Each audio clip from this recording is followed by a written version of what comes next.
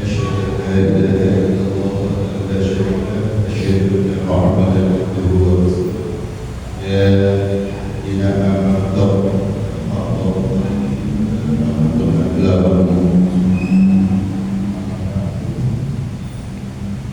Jamaah kajian awal pagi Masjid At-Taqwa Kecamatan Madinajah.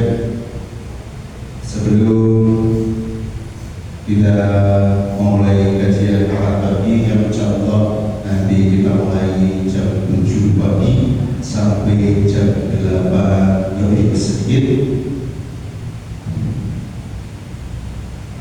kita akan bacakan satu buah hadis yang mana hadis ini sudah panjenengan pelajari dari salah satu ustaz yang pernah dan mengisi rutin di akad pagi di At-Taqwa Kecamatan Madinajah.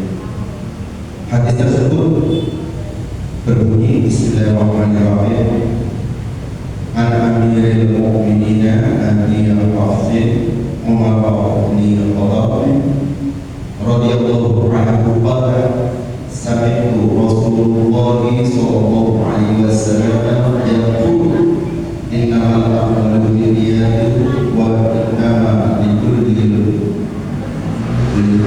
ma nawa wa man kanat hijratuhu ila Allahi wa rasulihi wa hijratuhu ila Allahi wa rasulihi wa man kanat hijratuhu lidunya yusibuha awil qarabatin yaqibuha fa hijratuhu ila ma hajara ilaih.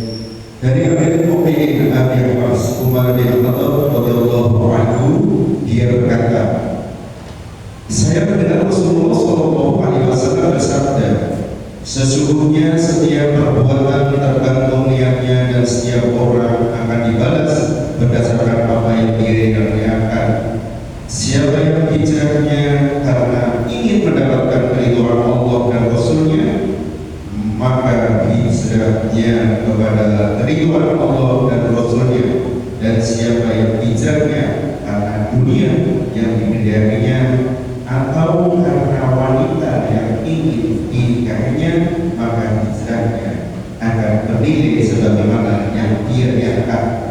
Mari kita bersama-sama luruskan niat pada pagi hari ini untuk menimba ilmu pada kajian awal pagi di Masjid At-Taqwa Kecamatan Madinajah. Dan alhamdulillah beliau Ustaz Diri Sunaryo sudah hadir di tengah kita tepat pukul 6.54 pagi. Alhamdulillah kita mencoba mendisiplinkan diri untuk hadir di kajian majelis ilmu, karena majelis ilmu adalah taman-taman surga. Insya Allah kita akan diberi rahmat dan hidayahnya dari ilmu yang kita ikuti. Disilakan untuk Ustaz Diri Sunaryo untuk memberikan ilmu pada kajian pada ahad pagi ini.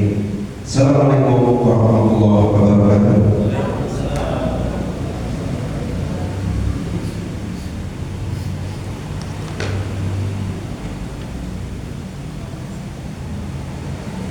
Ada tampilan.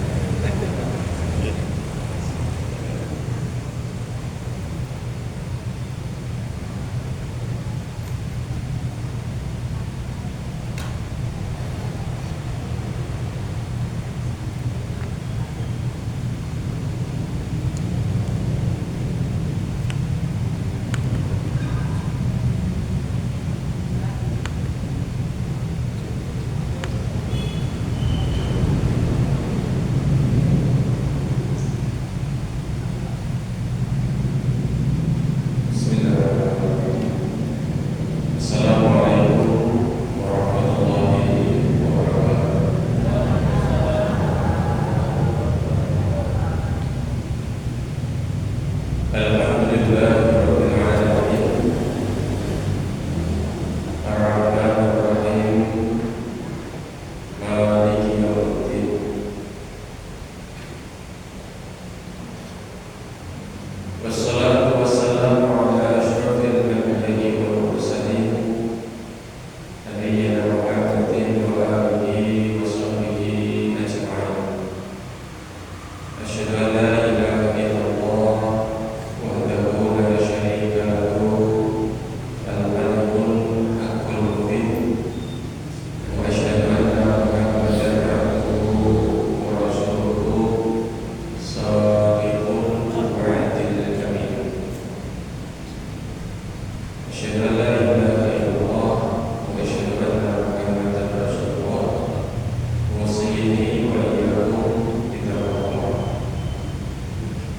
يا أيها الذين آمنوا اتقوا الله حق تقاته ولا تموتن إلا وأنتم مسلمون.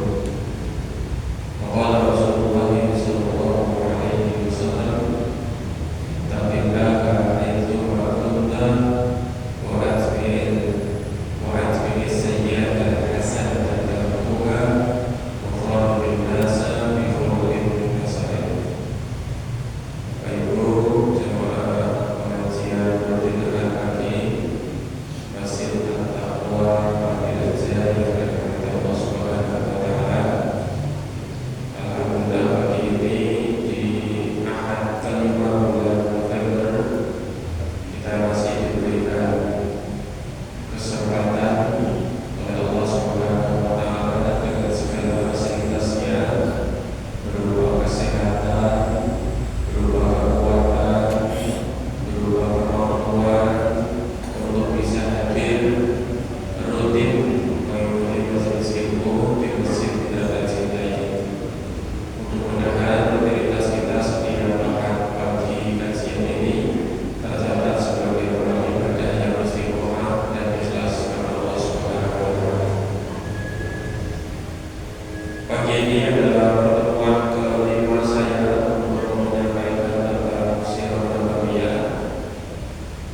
Dulu saya pernah menyampaikan, insyaallah secara urutan peristiwa akan kita selesaikan dalam 8 atau 9 pertemuan. Dan kita sudah di pertemuan yang kelima. Dari 9 pertemuan itu nanti 4 pertemuan kita akan lebih banyak membahas atau menyampaikan tentang peperangan Rasulullah Shallallahu Alaihi Wasallam. Jadi memang sebagian daripada sirah nabawiyah itu isinya adalah tentang perang. Ini menjadi perhatian kita semua, dan tentu dalam kisah-kisah peperangan Nabi itu selalu ada cerita, ya, karena perangnya mungkin tidak lama, tetapi dampak daripada peperangan itu signifikan dan besar untuk perkembangan bahkan juga nasib kaum muslimin di zaman Nabi itu. Pertemuan yang terakhir kita sudah membahas tentang perang Badar. Yang pertama, ya, perang Badar Kubro atau perang Badar yang pertama, yang mana awalnya bukan bermaksud untuk perang, tetapi maksudnya adalah untuk menjaga pasukan dagang.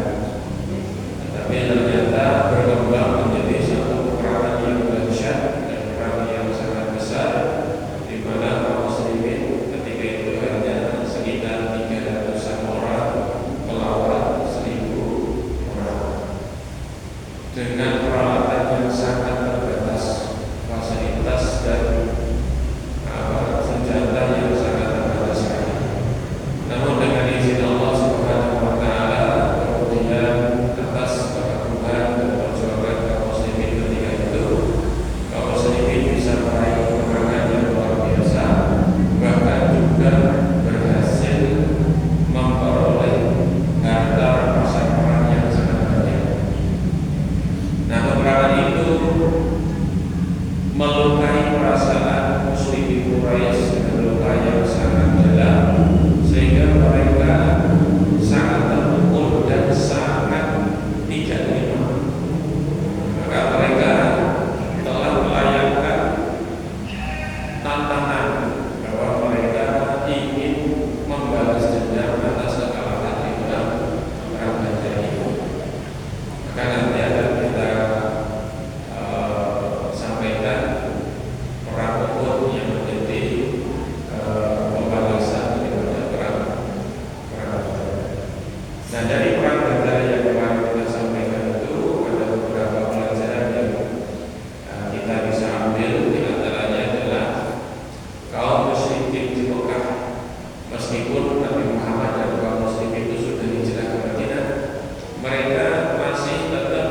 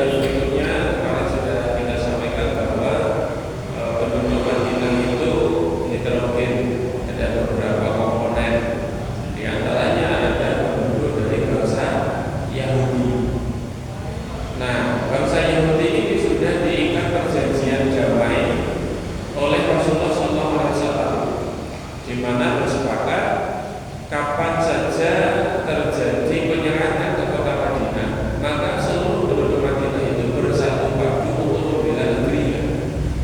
Tidak pandang itu yang Muslim, tidak pandang itu yang musyrik ataupun orang yang Yahudi. Namun ternyata perang Badar yang terjadi kemarin itu menunjukkan bahwa orang Yahudi meskipun sudah terikat perjanjian dengan Rasulullah, mereka ternyata tidak setia dengan perjanjiannya. Mereka membela, tidak ikut membela kaum muslimin ketika mempertahankan kota Madinah. Lalu pelajaran yang berikutnya, kaum munafikin sudah mulai nampak betul kebenciannya. Mereka hanya mengakunya saja beragama Islam, ya karena mengikuti tren waktu itu, mungkin seperti itu. Namun ketika diajak PKT, diajak berperang, mereka memilih untuk mundur. Perang sih susah-susah urusan negara Islam. Tapi kalau yang bagi jabatan, atau yang bagi uang, nanti mereka akan ikut serta. Jadi munafik ini menjadi juri dalam daging. Mereka adalah orang yang memusuhi tetapi berselimut sama dengan umat Islam.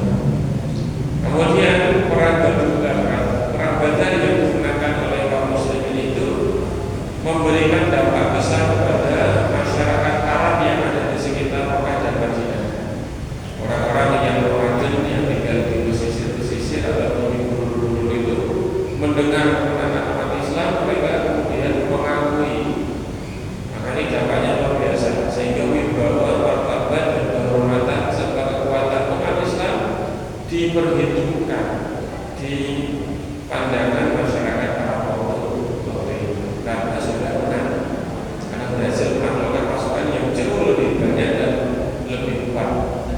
Ya, karena masyarakat Mekah itu, kaum Quraisy itu diakui dengan kehebatannya.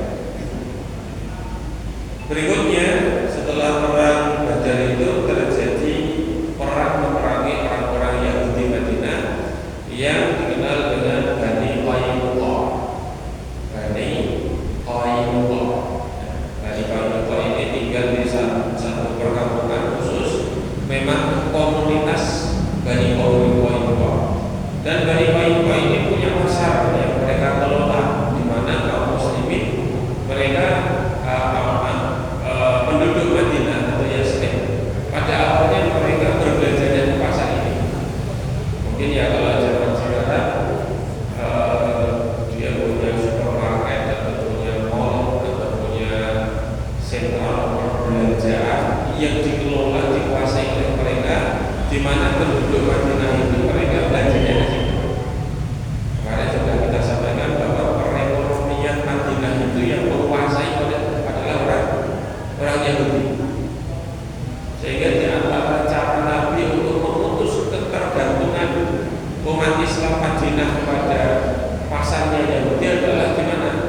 Nabi mendirikan pasar dan memutus bahwa perdagangan transaksi itu dikurangi sedemikian rupa dengan orang-orang Yahudi supaya tidak ketergantungan dengan mereka. Namun demikian ada beberapa yang belum bisa putus dengan mereka, sehingga hanya bisa belanja atau beli kepada pasarnya orang Yahudi. Nah, satu ketika ada seorang wanita dari kaum muslimin, wanita muslimah yang belanja di pasarnya Bani Qainuqa. Ketika berbelanja itu diganggu oleh pedagang Yahudi, dipaksa untuk menanggalkan atau melepaskan jilbabnya untuk membuka aurat. Tentu saja wanita muslimah ini menolak. Kemudian ada satu pedagang yang menjahili wanita ini dengan cara jilbabnya itu diikat dengan salah satu tiang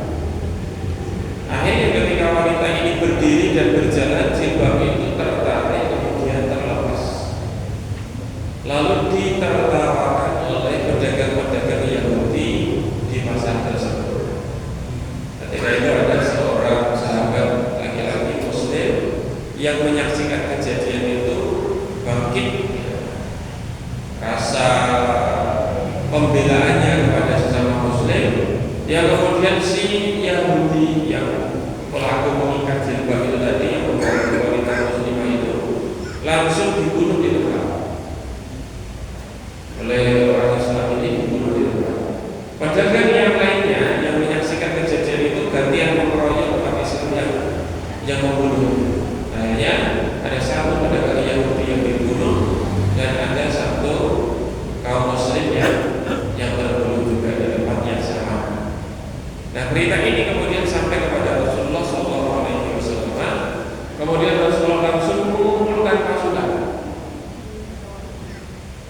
langsung menyampaikan atau melayangkan ancaman kepada Bani Qainuqa. Awalnya mau menyerah karena sebelumnya sudah melihat sendiri bagaimana pasukannya Nabi Muhammad itu bisa mengalahkan kaum Quraisy. Nah, ini kalau kita saja yang melawan mereka kayak mampu. Awalnya Bani Qainuqa itu mau menyerah, tapi kemudian mereka bertahan di kampungnya yang kemudian dikepung oleh Rasulullah SAW dan para sahabat selama setengah bulan.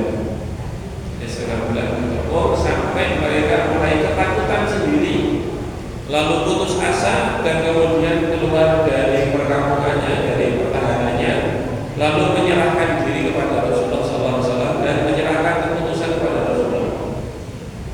Sudah mana, nggak bisa apa lagi, menyerah yang mati, menyerah yang mati, jadi sama saja. Kalau memang nanti dia eksekusi mati. Nah, ketika itu datanglah Abdullah bin Ubay bin Salul yang merupakan tokoh munafik dan sekutunya orang Yahudi. Nah, dia menyampaikan kepada Rasulullah supaya memberikan maaf gitu.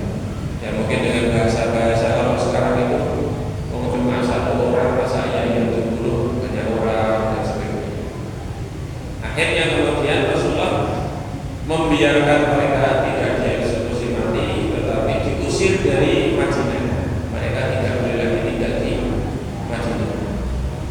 Hanya satu orang Yahudi yang dieksekusi waktu itu namanya Ka'ab bin Ashraf, yang memang seorang penyair dan lidahnya sangat tajam kepada kaum muslimin, termasuk juga kepada Rasulullah SAW.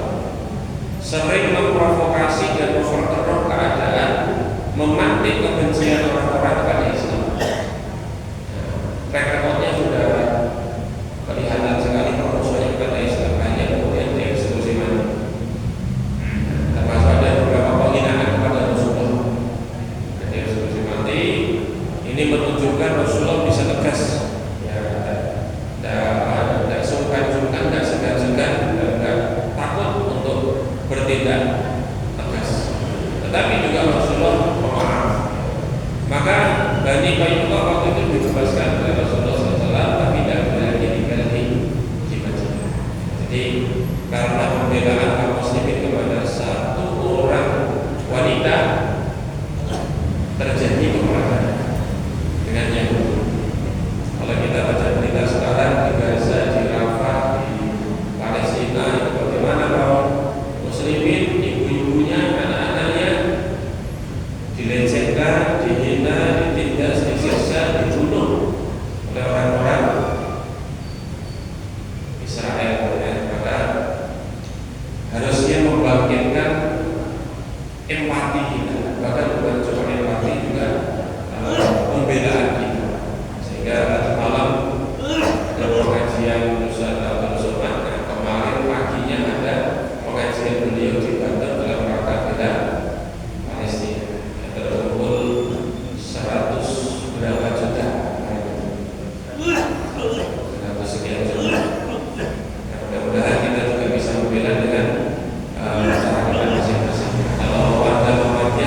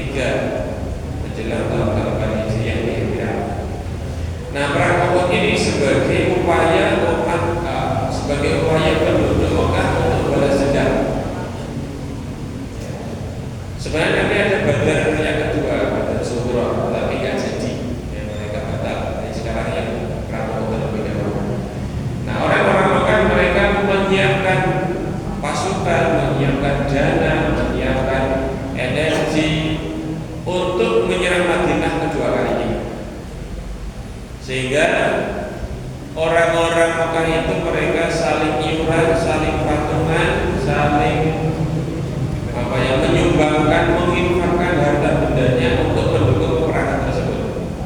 Sama sekarang juga orang-orang kafir itu kan mereka saling dukung secara ekonomi untuk menjaga umat Islam, baik di medan perang atau perang dengan senjata maupun di media-media untuk mencitrakan umat Islam, menjelekan Islam dan sebagainya. Dalam surat Al-Anfal ayat yang ke-36 Allah menggambarkan bagaimana kekompakan orang-orang Quraisy itu untuk mensedekahkan hartanya dalam rangka memerangi umat Islam. Innal ladzina kafaru yunfiquna amwalahum liyasuddu an sabilillah fayunfiqunaha summa taqulu 'alaihim hasratan summa yughlabun. Sesungguhnya orang-orang kafir itu menginfakkan harta bendanya untuk menghalangi dari jalan Allah. Mereka mengeluarkan hartanya, kemudian mereka akan menyesal dan mereka akan dikalah. Jadi orang-orang kafir saja mereka mau mengeluarkan harta untuk membela kekafirannya, gitu ya.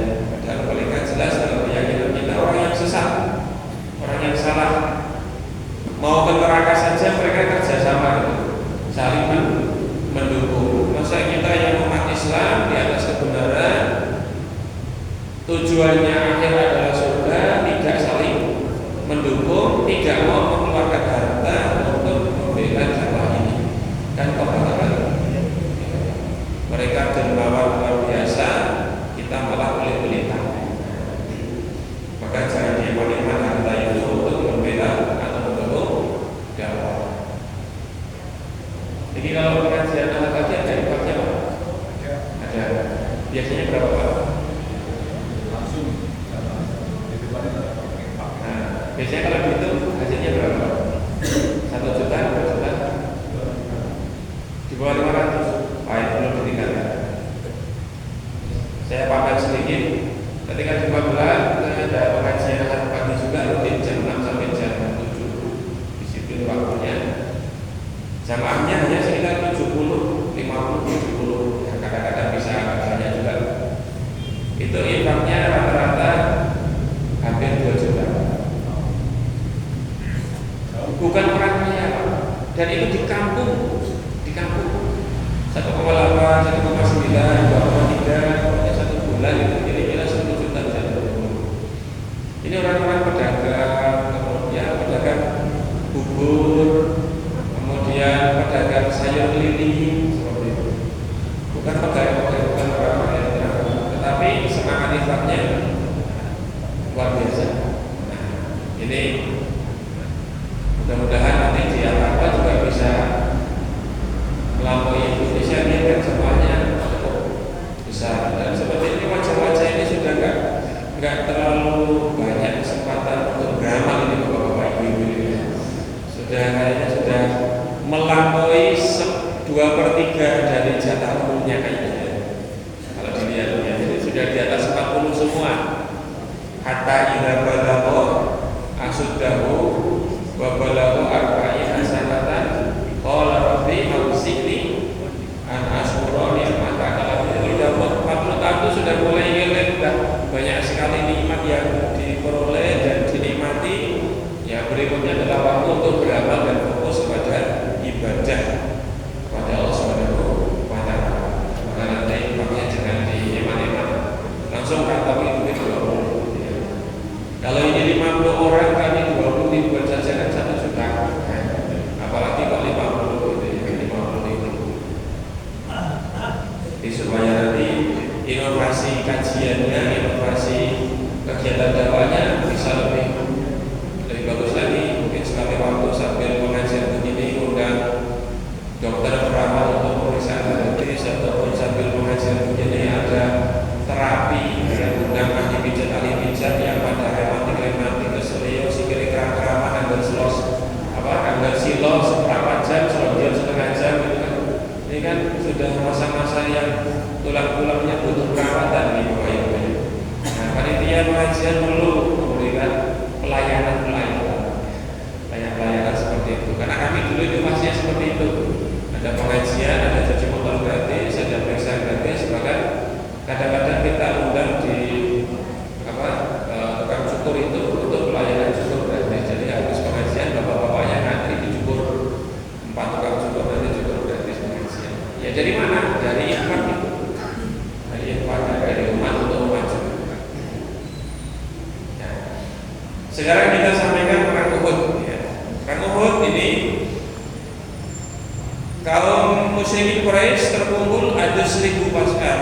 3.000 pasukan dengan 3.000 ekor unta. Jadi 3.000 pasukan dengan 3.000 ekor unta yang berkumpul. Kemudian ada 200 penunggang kuda, berarti ada ya pasukan kuda itu ya, jumlahnya 200 pasukan kuda dan 700 pakaian baju sirah ya, pakaian besi. Jadi 3.000 pasukan ini 3 kali lipatnya ketika perang Badar. Adapun umat Islam ketika itu terkumpul 1.000 pasukan. Ini sudah peningkatan luar biasa. Sebelumnya hanya 300. Ketika perang Uhud ini 1.000 pasukan, 50 penunggang kuda dan 100 yang menggunakan baju besi. Jadi yang lainnya ya baju biasa, kaos, training, ya nggak pakai helm, nggak pakai tameng. Hanya yang penting modal pedang, arit, tombak, linggis itu dibawa. Kira-kira seperti itu. Yang 100 pakai pakaian lengkap peperangan, yang 50 penunggang kuda. Jadi pasukan umat Islam ada 1.000, ada pengalaman Mekah, ada 3.000. Ini aliansi yang Mekah itu, orang Quraisy dan orang Arab di sekitar Mekah yang mereka bekerjasama untuk menyerang Madinah. Peperangan ini terjadi di dekat Bukit Uhud, ya, sehingga disebut dengan peperangan atau perang Uhud. Di samping mengajak 3.000 pasukan itu, orang-orang Mekah juga mengajak beberapa wanita. Ya, wanita ini diajak dalam rangka apa?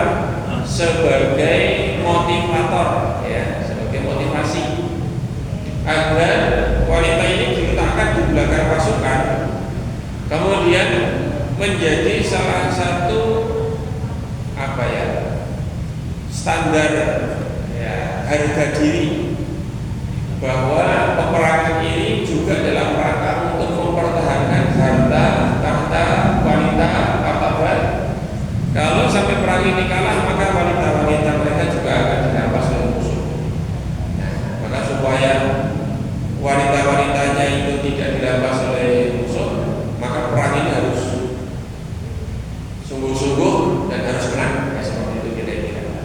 Jadi ada 15 wanita yang membawa waktu itu, yang mereka nanti akan menabuh gendang dipimpin oleh Hindun, ya, istrinya Abu Sufyan yang tertentu ketika perang Badar.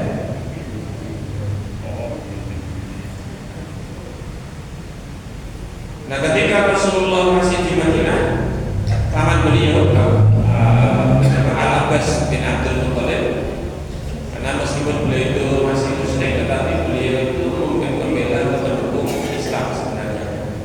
Sehingga ketika Al-Abbas itu mengetahui rencana orang Mekah untuk menyerang Madinah dengan semua informasi detailnya, pasukannya berapa, kemudian menuju kemana, bermarkas di mana, itu Al-Abbas kemudian mengutus seorang utusan ke Madinah untuk mengabarkan kepada Rasulullah.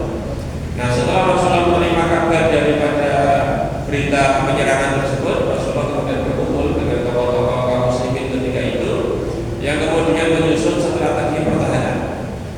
Awalnya Rasulullah mengusulkan supaya tidak perlu keluar dari Madinah, cukup bertahan di rumah masing-masing. Ya, yang kemudian nanti ketika orang-orang Mekah itu masuk ke Madinah, di gang-gang sempit, di lorong-lorong kampung, itu mereka nanti disergap, diserang secara dadakan. Wanita-wanitanya bisa melempari batu ataupun memanah-memanah pasukan Mekah itu dari atas rumahnya. Ada umat Islam yang laki-laki dia bisa menyergap di lorong-lorong kota Madinah.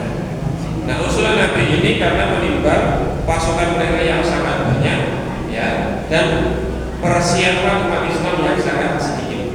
Kalau yang kemarin perang Badar kan juga prediksi, nggak tahu pasukannya seperti apa, dan persiapannya memang mau nggak mau seperti itu.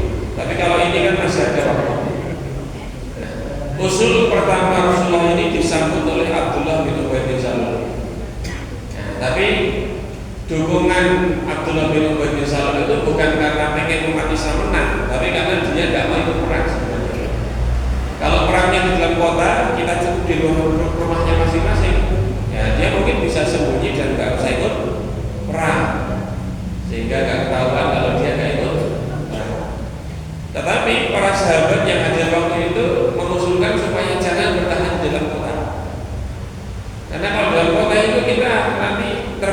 fokus ya. Udah melindungi harta bendanya, melindungi istri-istrinya, melindungi anak-anaknya, belum lagi nanti dampak kerusakannya. Kalaupun kita menang, nanti fasilitas-fasilitas yang dimiliki rusak. Maka lebih baik kita keluar dari kota Madinah. Di samping untuk menjaga keutuhan kota Madinah, juga untuk menunjukkan bahwa kita ini bukan bangsa, bukan kaum yang pengacau. Kita berani menghadap mereka di medan tempur, di lapangan pertempuran. Hanya usulan yang kedua ini disambut oleh Rasulullah dan para sahabat. Maka kemudian Rasulullah dan para sahabat keluar dari kota Madinah menyambut pasukan musyrikin Quraisy di dekat Gunung Uhud. Pasukan Rasulullah 1.000 orang. Hanya saja setelah dua pasukan ini bertemu bisa saling melihat. Oh itu orang kafir, ini orang Islam gitu ya. Sudah saling bisa melihat, sudah bisa melihat pasukan berapa banyak, seperti apa kekuatannya. Abdullah bin Ubay yang awalnya ikut perang, setelah berhadapan seperti itu, kemudian Abdullah bin Ubay mengatakan, ini kalau perang dilanjutkan sama saja bunuh diri. Saya tidak mau ikut. Akhirnya Abdullah bin Ubay balik kanan pulang ke Madinah. Diikuti berapa? 300 pengikutnya. Jadi munafik itu juga ada pengikutnya. Akhirnya Rasulullah sudah tidak ada kesempatan untuk menyusun ulang strategi itu, sudah berhadapan seperti itu, tinggal tersisa 700 orang. 700 orang. Dari tadinya 1.000, maka 700 banding 3.000 dengan peralatan yang sangat terbatas. Maka Rasulullah kemudian di tempat itu menyusun strategi, sehingga Rasulullah membagi pasukan menjadi 4. Pasukan garda terdepan, ya, kemudian pasukan pemanah, kemudian sayap kanan dan sayap kiri. Jadi ada sayap kanan, ada sayap kiri, garda terdepan, kemudian pemanah. Pemanah ini ditunjuk ada 50 orang. 50 orang yang ditunjuk oleh Rasulullah sebagai pasukan pemanah, dan mereka diposisikan di satu bukit yang kemudian dikenal dengan Jabal Rumah. Rumah itu rumah dari kata Romyon ya, itu pemanah, para pemanah. Jabal Rumah atau Jabal Rumah. Jabal Rumah ini kalau sekarang kita lihat di dekat gunung itu sudah enggak bukit lagi, sudah habis terkikis hujan, banjir, itu sudah. Karena yang gunung-gunungnya itu tanah-tanahnya turun ke bawah, bukitnya juga semakin menipis. Sama lagi setiap orang umroh biasanya pengen naik ke situ aja, ya sudah. Sekarang kalau kita ke sana sudah enggak kelihatan bukitnya. Cuma ya di sini dulu gunung pemanah gitu ya, bukit pemanah dulu, dan sekarang sudah nggak ada, sudah nggak kelihatan. Kalau pernah ke sana mungkin sedikit sekali. 50 orang sebagai pemanah yang oleh Rasul dipesan, jangan keluar dari pos, jangan meninggalkan bukit ini sebelum saya sendiri yang mengizinkan. Apa tujuan 50 pemanah ini? Ini 50 pemanah ini jaraknya kira-kira 500 ya, meter di belakang pasukan terdepan, atau 500 meter dari pusat peperangan yang akan terjadi. Ini menunjukkan bahwa kemampuan para pemanah ini bisa melempar anak panah sejauh kurang lebih 500 meter. Sekarang lomba panah apa ada yang 500 meter? Kan hanya 35 meter, 50 meter, 70 meter, 100 meter. Kalau yang mengajarkan pernah latihan panah itu akan tahu ternyata sulit sekali memanah. Sulit sekali. Latihan 35 meter titis saja sudah sulit sekali, apalagi di atas 100 meter. Jadi pasukan pemanah ini 500 meter jaraknya, setengah itu bisa menembak itu kan seperti apa panahnya dan seperti apa kekuatan pemanahnya. Ini butuh kekuatan yang luar biasa. Jadi bukan sembarangan pemanah. Kemudian kemudian ada sayap kanan sayap kiri untuk bagian samping. Rasulullah dijaga oleh beberapa sahabat utama dan pengawal, jumlahnya mencapai 9 orang. Kemudian pasukan inti yang pasukan utama di garis terdepan ini yang diisi oleh pasukan-pasukan memang rajulun ka'alfi rajulin. Satu orang tapi kemampuannya, kehebatannya itu seperti 1000 orang. Orang-orang seperti Hamzah, Umar dan lain-lain itu orang yang satu tapi ditakuti oleh banyak orang. Kemampuan perangnya luar biasa, kekuatannya luar biasa, kepiawannya luar biasa, keberaniannya juga luar biasa. Nah, setelah dibagi seperti itu, ada pasukan pemanah yang tujuannya itu untuk setiap kali pasukan Islam itu perang mundur. Mundur ini kan dalam rangka untuk atau pulang strategi atau pulang barisan dan juga untuk istirahat.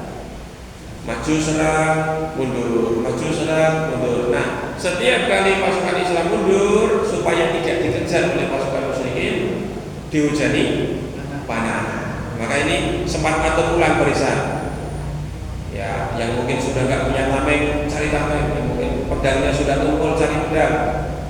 Karena nggak mungkin kan ketika perang itu ya kemudian ngasah sih orang pedangnya itu nggak mungkin. Khalid bin Walid setelah masuk Islam satu kali perang itu bisa bawa 7 pedang. Ya, sini 7 pedang. Dan semuanya terpakai. Pedang digunakan untuk perang, tumpul, buang ambil yang baru, tumpul, buang ambil yang baru, patah, buang ambil yang baru. Gak mungkin kan itu pedangnya patah kemudian cari pedangnya baru dulu, gak mungkin. Nah, sehingga perang ini ya seperti itu keadaannya. Kalau kita ngaret saja itu kan tumpul asah, perang gak bisa, tumpul asah gak bisa. Nah, maka pasukan pemanah ini luar biasa, perannya sangat penting sekali. Termasuk mereka juga untuk mengawasi barisan belakang. Jangan sampai tiba-tiba sudah fokus menyerang ke depan, di belakang ada pasukan yang menyergap. Nah, maka 50 ini berfungsi melindungi depan juga melindungi belakang. Tidak boleh meninggalkan pos. Ya. Nah, pasukan yang utama di bagian depan, di antaranya ada Hamzah bin Abdul Muthalib. Yang kemudian Rasulullah di belakang pasukan utama itu dilindungi oleh beberapa sahabat yang melindungi Rasulullah SAW. Kenapa harus tidak di depan? Ya, kalau panglimanya langsung di depan langsung gugur ya selesai perangnya gitu kan. Nggak akan bertahan karena perang itu dalam rangka mempertahankan rajanya gitu kan, panglimanya. Sehingga Rasulullah di barisan paling belakang, bukan karena memecah, karena memang strategi perang ya seperti itu.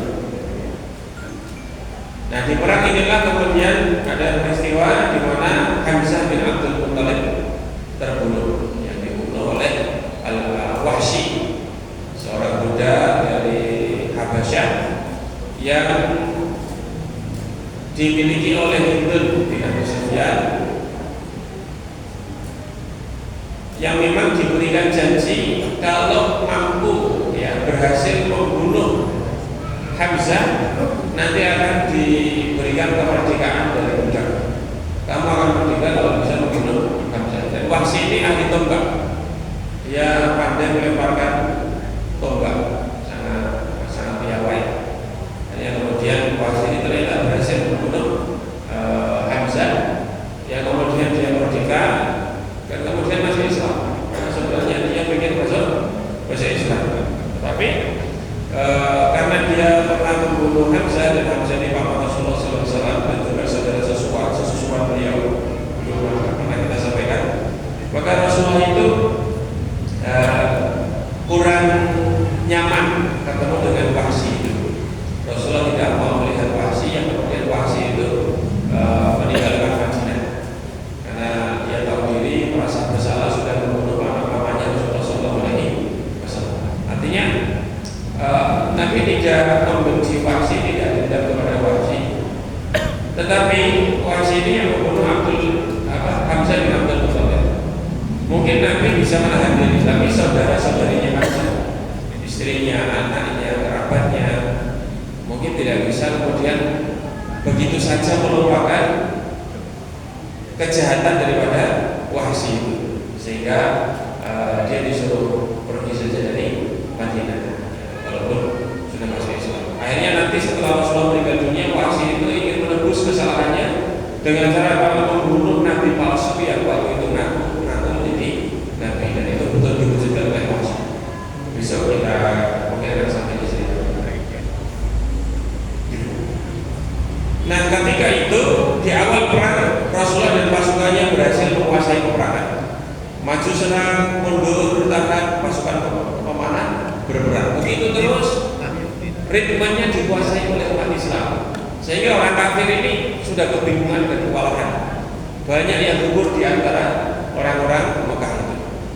Akhirnya karena umat Islam mendominasi, mereka mulai mundur. Nah, ketika mereka mulai mundur, pasukan utama itu mulai mengumpulkan harta rampasan perang. Pedangnya mulai dikumpulkan, tombaknya mulai dikumpulkan, baju sirahnya mulai dikumpulkan. Kemudian mungkin ada harta-harta yang ada di situ juga mulai dikumpulkan.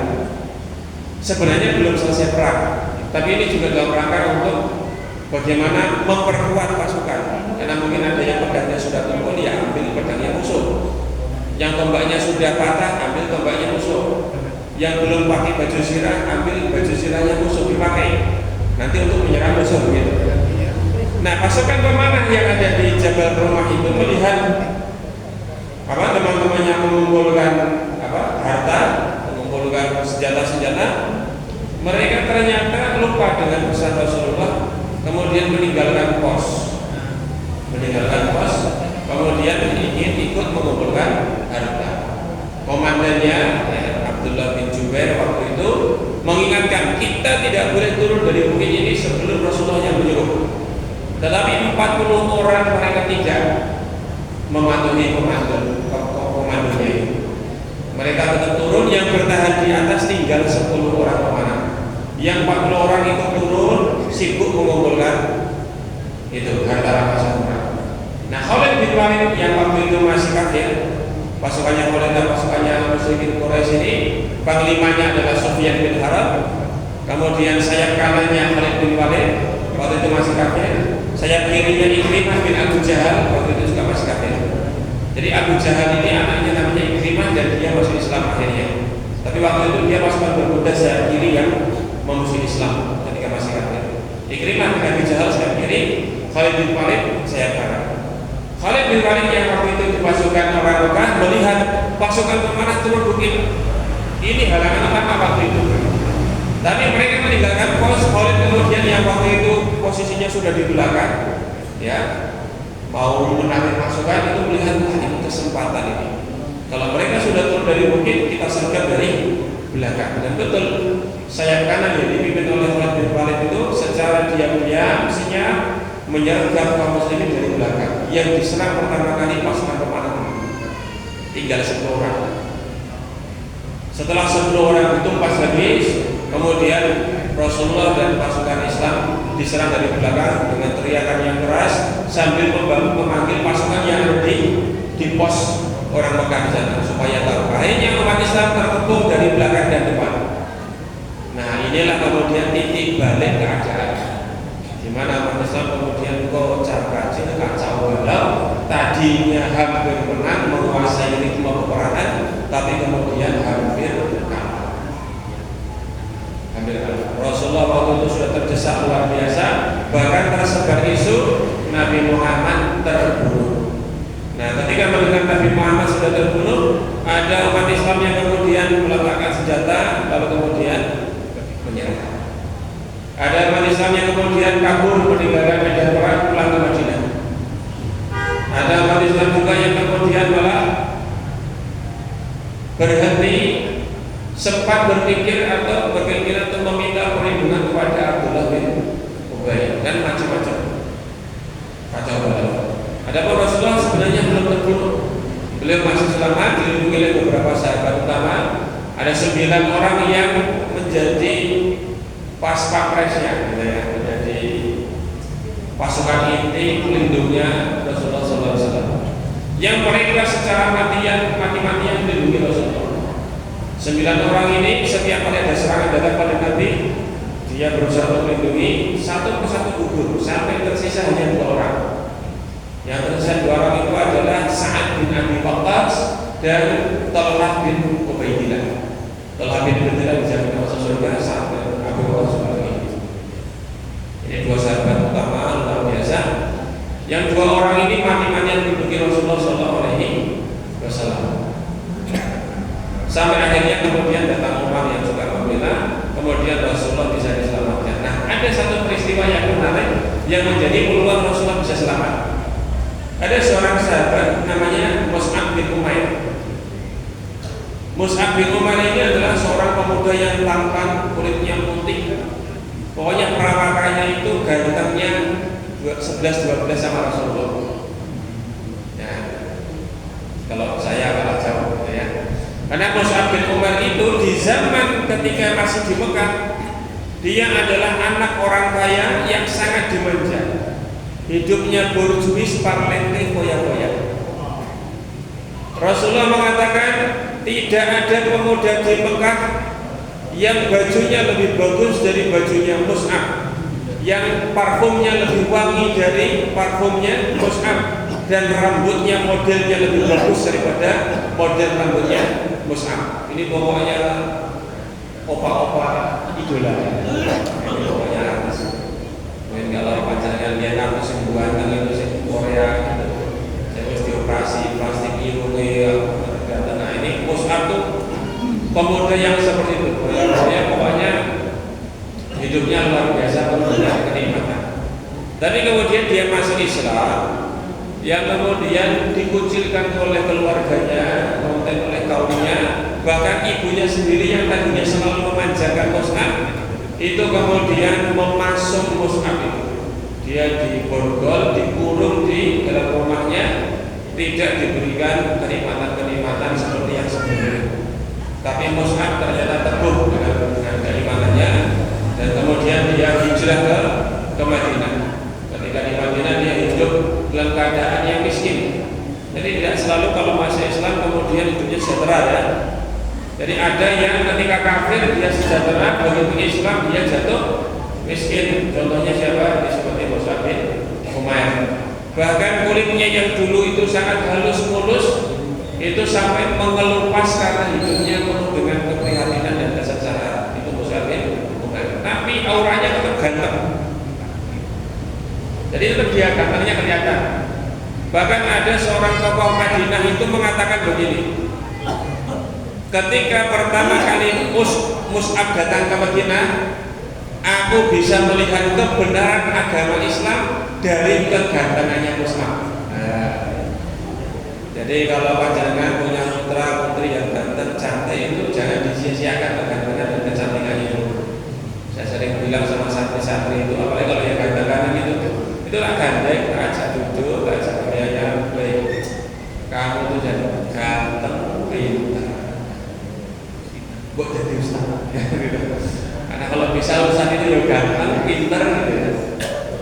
Karena kalau ustaz itu ganteng, pintar itu ya isi pengajiannya menarik, ilmunya manfaat, jamaahnya juga nggak bosan lihat mukanya. Ajarkan pengajian apa yang bisa terus kan rayu mimpi. Karena gantengnya pas-pasan gitu. Tapi kalau yang berwarna gitu ya putih gagah, wah menyenangkan. Jadi bisa digunakan untuk dakwah. Seperti Mus'ab itu, di samping dia juga orang terpelajar dan pandai berbicara. Maka ketika dakwah ke Madinah, Mus'ab itu dijadikan oleh Rasulullah sebagai duta untuk mengislamkan Madinah. Dan ternyata hanya dalam waktu 1 tahun tidak ada satu umat di Madinah kecuali ada yang sudah Islam. Itu sudah kita ceritakan kemarin ya, Mus'ab bin Umair. Kita kembali. Mus'ab bin Umair waktu itu ikut perang. Dia ganteng, fisiknya hampir-hampir seperti Rasulullah SAW. Nah, ada seorang pasukan dari Mekah namanya Abu Qami'ah, Ibnu Qami'ah. Ibnu Qami'ah ini berhasil membunuh Mus'ab bin Umair. Sekilas dia melihat itu adalah Rasulullah SAW. Akhirnya kemudian dia berteriak mengumumkan, aku berhasil membunuh Muhammad. Karena dia kira Mus'ab itu adalah Nabi Muhammad. Akhirnya kaum musyrikin Quraisy yang mendengar teriakannya Ibnu Qami'ah itu, mereka kemudian, kita sudah menang, kita sudah berhasil.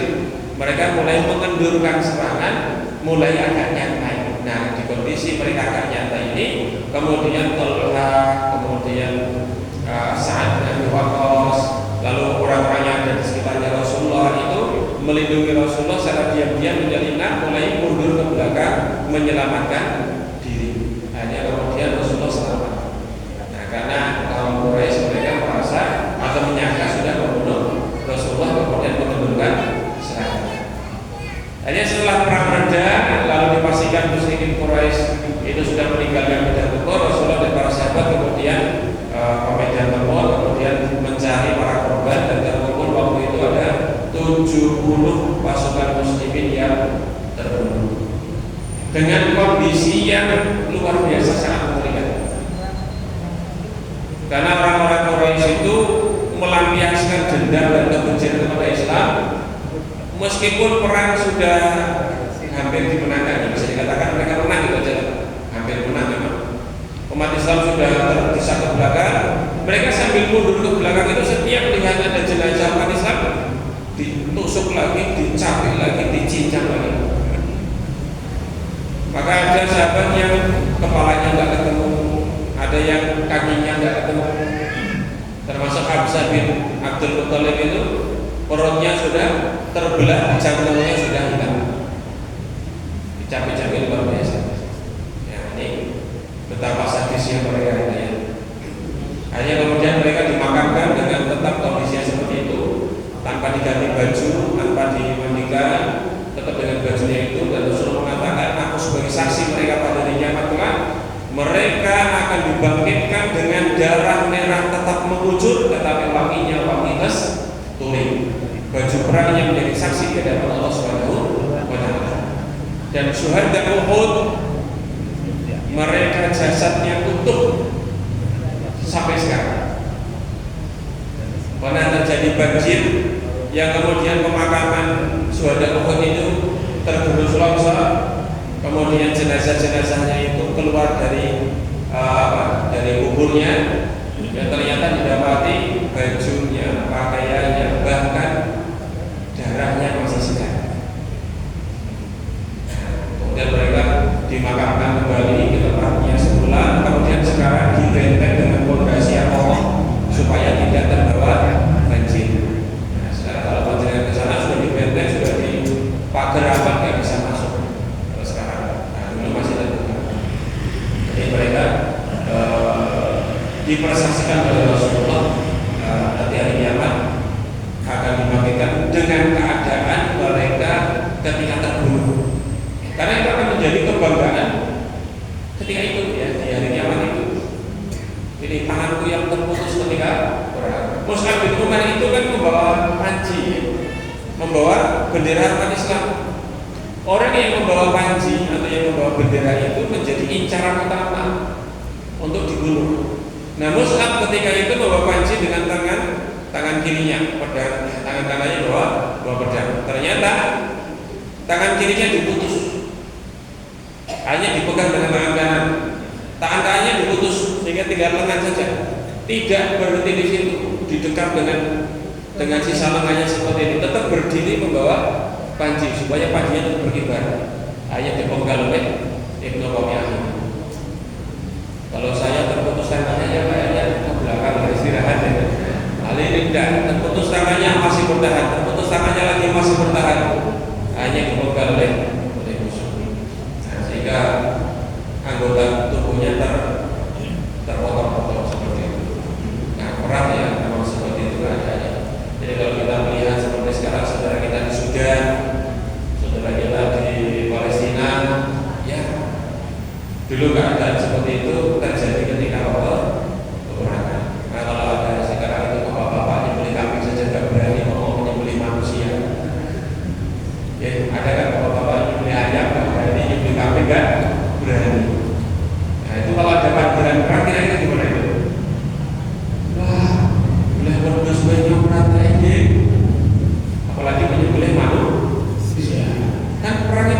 pilih manusia.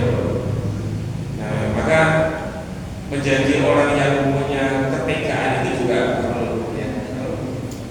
Nah, ini perang Uhud, banyak sekali pelajaran dari perang Uhud ini, diantaranya maksiat atau ingkar atau durhaka dengan perintah Rasulullah itu akan berakibat kepada kecelakaan ya.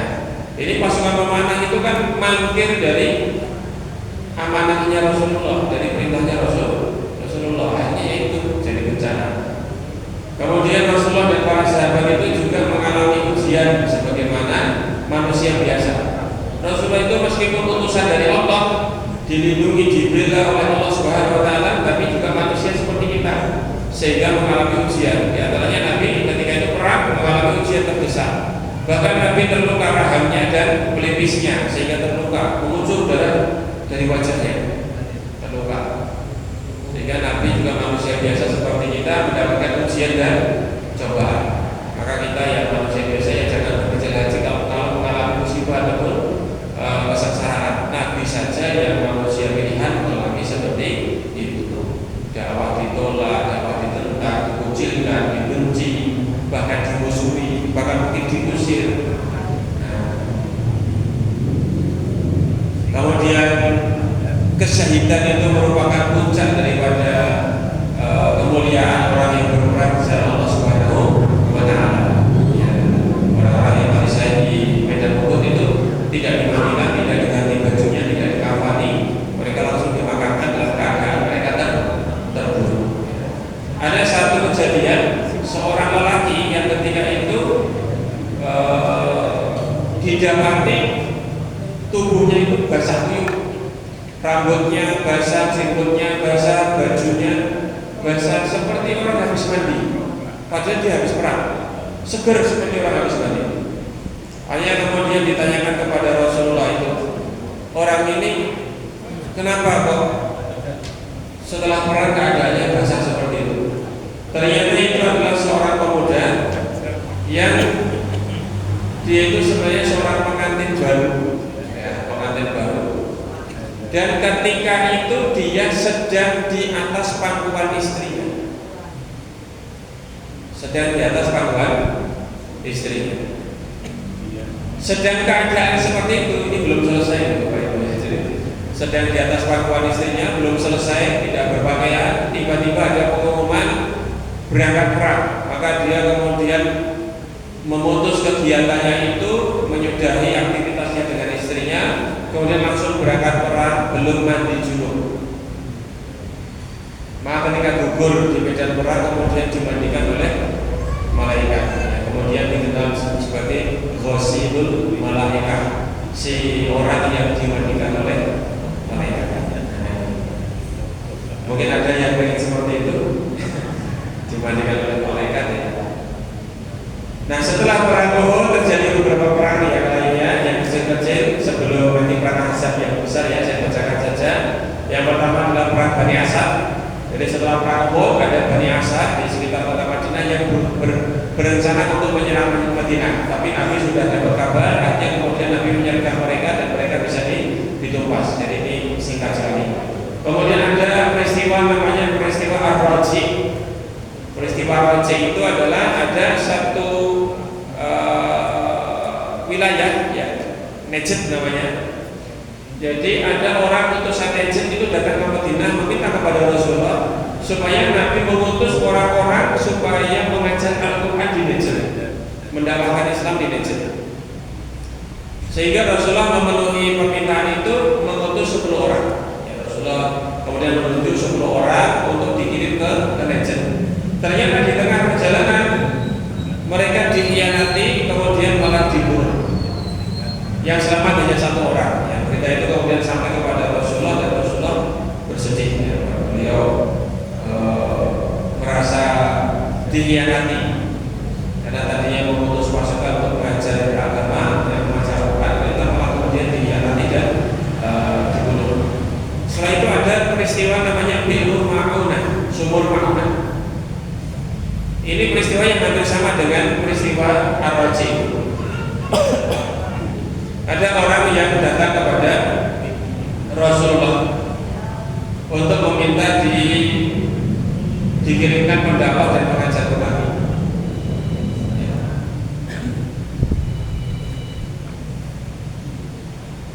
Oh maaf, saya terbalik.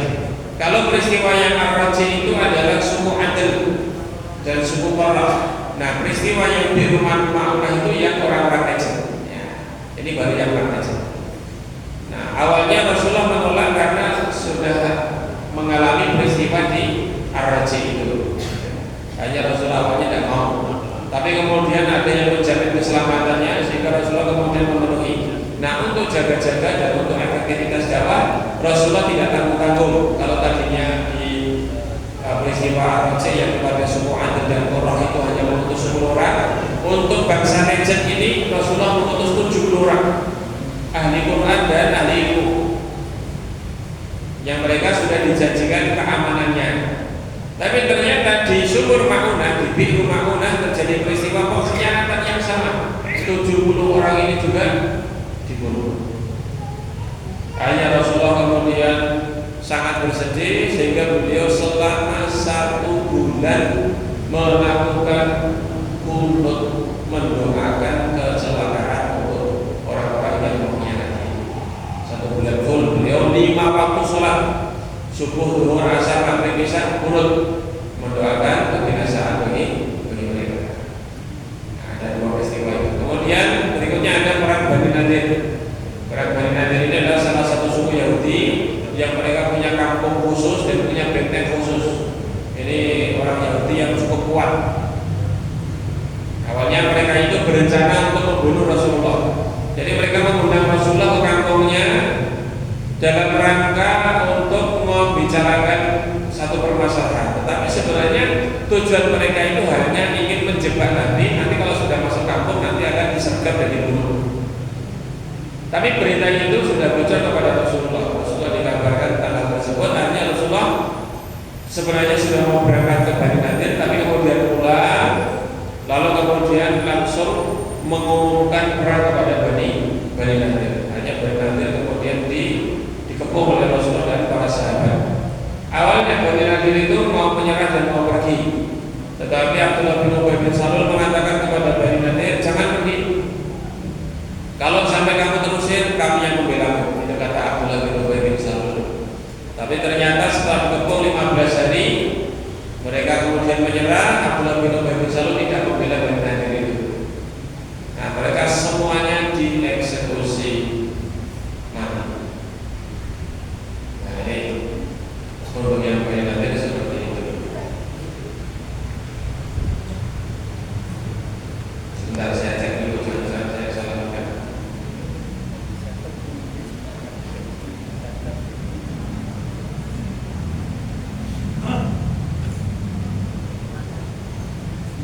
Oh tidak, yang Bani Nadir mereka tidak dieksekusi seperti itu. Mereka meminta, mereka mau menyerah karena mereka punya benteng yang sangat kuat, sehingga para kaum muslimin, para sahabat itu merasa kewalahan untuk mengepung benteng ini. Akhirnya ternyata mereka ketakutan sendiri, kemudian mau menyerah dengan syarat mereka tidak dibunuh dan diizinkan pergi bersama dengan istri, anak dan harta. Hanya mereka diizinkan oleh Rasulullah membawa 1 ekor kendaraan dan membawa harta semua kendaraan yang bisa mereka angkut. Kemudian mereka diizinkan pergi meninggalkan Madinah. Jadi diusir dari kota Madinah. Setelah itu kemudian ada perang Badar kedua, perang Badar Sughra yang kecil. Ini juga tidak jadi karena mereka sudah nyali gitu ya dengan orang Islam. Lalu juga ada perang Uhud Jandal. Jandal ini perang keluar kota Madinah. Nah, berikutnya insya Allah pada pertemuan yang ke-6 besok kita bahas perang yang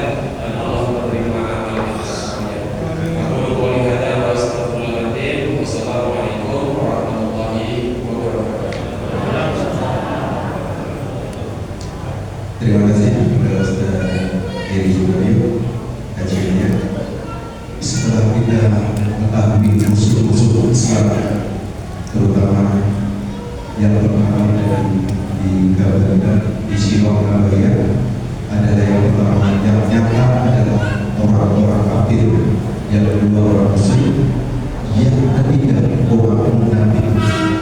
Ini kita harus mengatur strategi karena orang musuh-musuh kita juga pandai berstrategi. Nah, khusus untuk kajian akal bagi, semoga setelah kita diberi motivasi seperti kajian Sirah Nabawiyah, kita akan lebih bersemangat menghadapi musuh-musuh kita. Dan musuh yang paling berat yaitu musuh orang munafik.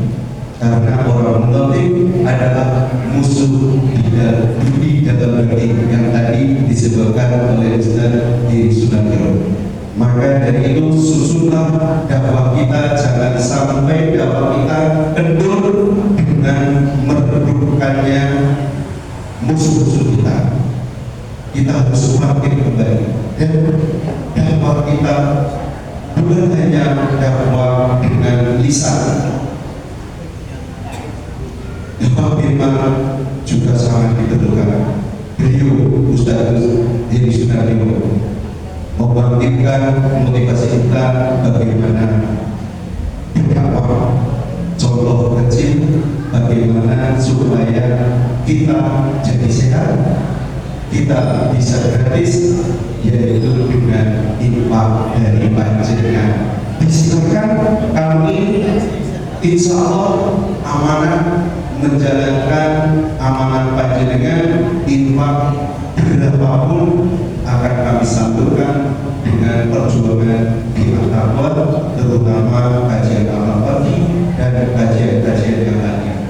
Terima kasih, dan selanjutnya kami memohon kehadirannya untuk lebih awal lagi, karena kami ingin jam 7 mulai, jam 8 lebih sedikit kita selesai, karena masing-masing kita mempunyai kesibukan tersendiri. Mari kita tutup majelis ini dengan doa majelis. Bismillahirrahmanirrahim. Subhanallahumma wa bihamdika asyhadu an la